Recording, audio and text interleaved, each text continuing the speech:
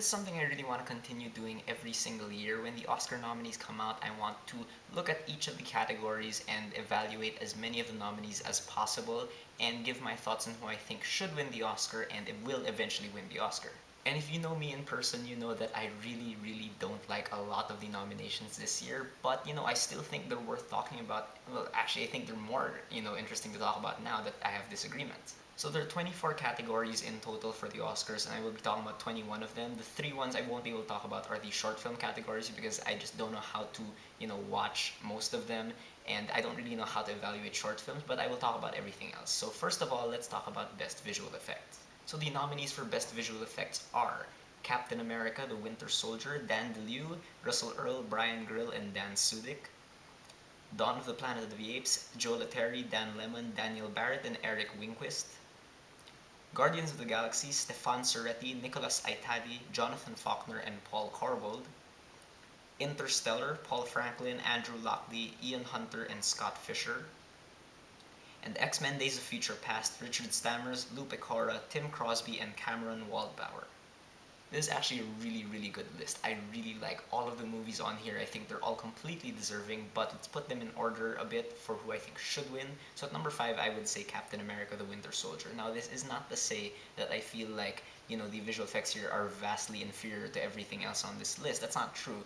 It's just that for me, in Captain America, The Winter Soldier, its best moments are those that don't depend on heavy CGI. It was such a big deal when this came out because of the amount of practical action they had in it.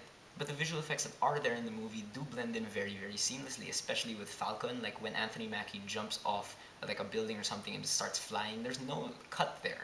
One could argue though that this is like the least colorful and varied among the nominees, but I think that the aesthetic design of this movie really just kind of makes sense given the story and the MCU. Like it's all very cold and metallic and grays and whatnot, but that really just makes sense in the sense that this movie is pretty much a spy movie. Now, number 4, I'm going to put X-Men Days of Future Past. Again, its best moments in this movie are really surprisingly not the effects-driven ones I found. Like, for me, Days of Future Past really is more of a story-driven kind of thing, and those are the moments that I remember. Although the stuff, again, that is there, like that CGI, is extremely creative, especially with the Sentinels in the future fighting against the future mutants. X-Men really does get points for just variety alone. This is like one of the biggest strengths of the franchise, that there's just so many mutant powers on display, and it's just so great how they interact with one another, especially Quicksilver. Just that one scene where he's running around that room is just so intricate and just so well executed.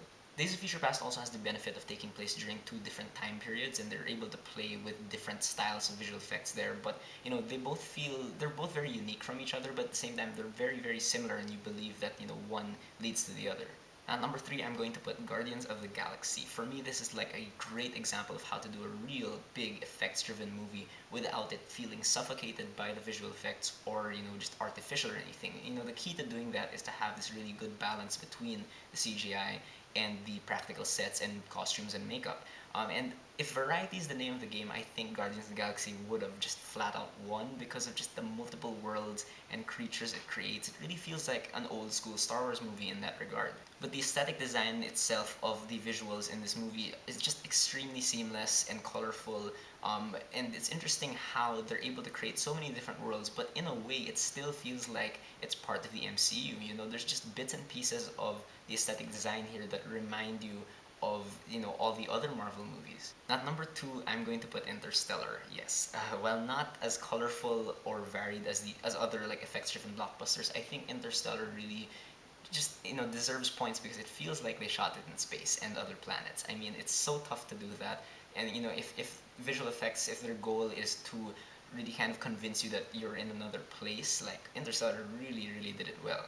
The great thing about the visual effects in Interstellar is that the science they use is so extremely grounded in reality. Thus, when you see like the wormhole or the black hole or the tesseract and stuff, you feel like they're actually happening. It doesn't feel like they made these things for the movie. It feels like they actually went off to space, found a wormhole, and shot there. Christopher Nolan also knows very well how to blend CGI with practical effects, as can be seen with the robots like TARS. Like, I know they're practical creations, but when TARS is like doing that thing where he just kind of rolls. And you know that it's not completely practical, but again, it's just really seamless the way they transition it. And whenever they're floating in zero gravity, I still don't really know how they do that. Like, it's really, really good. But number one, I just have to put Dawn of the Planet of the Apes. I mean, for me, Dawn of the Planet of the Apes is just miles ahead of the competition here. I mean, you never think for a second when you're watching this movie that there are CGI apes on screen. I mean, for me, the visual effects team of Dawn of the Planet of the Apes did the hardest job in visual effects. That's to take a CGI creation and turn it into a living, breathing, emotional character.